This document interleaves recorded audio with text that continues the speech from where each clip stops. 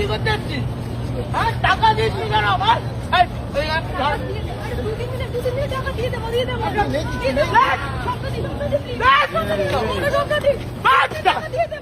এই, এই, এই, ইয়ার্কি মারছিস আমার কাছ থেকে টাকা নিয়ে? হ্যাঁ? আমার নাম স্বপ্না মণ্ডল। এই দেখো, এই দেখ, এই, ভিডিও করছিস কি রে? বেরো দে। বেরো। ভিডিও করতে এই শিয়ালদা স্টেশনের সামনে লোক জড়ো হয়ে গেছে কিন্তু।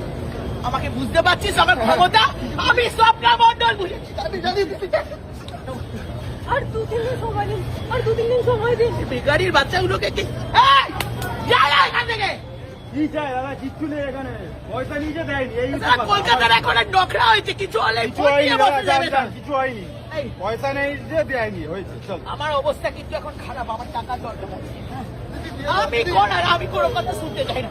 আমার টাকার দরকার আছে, আমাকে টাকা দে। আপনি তো জানেন স্বপ্না মণ্ডলের টাকা মারবি না তোরা। চলো চলো, ব্যাগে কিচ্ছু নেই দিদি, খালি কাপড় জামা। পয়সা কবে দেবে?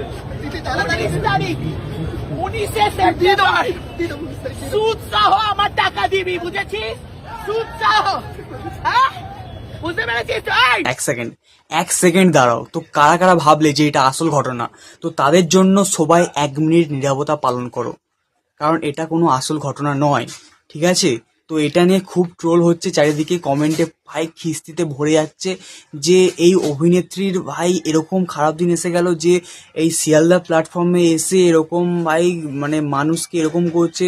তো এরকম কিছুই নয়। তো তোমরা যদি ভালো করে কান দিয়ে শোনো, তো ওনার নাম কিন্তু কাঞ্চনা মৈত্র, স্বপ্না মণ্ডল নয়। উনি বললেন যে ওনার নাম স্বপ্না মণ্ডল, ঠিক আছে? ওটা একটা অভিনয়ের শ্যুটও করা হচ্ছিল, একটা হচ্ছে তোমার একটা সিরিয়াল শ্যুট করা হচ্ছে, যেটা হচ্ছে তোমার লঞ্চ হবে। তো তার আগে একটা ট্রেলার শ্যুট করা হচ্ছে, ঠিক আছে? তো এটা কোনো তোমার কোনো কিছু আসল ঘটনা নয়, এটা হচ্ছে একটা ট্রেলার শ্যুট করা হচ্ছিল, একটা শুটিং এর ভিডিও।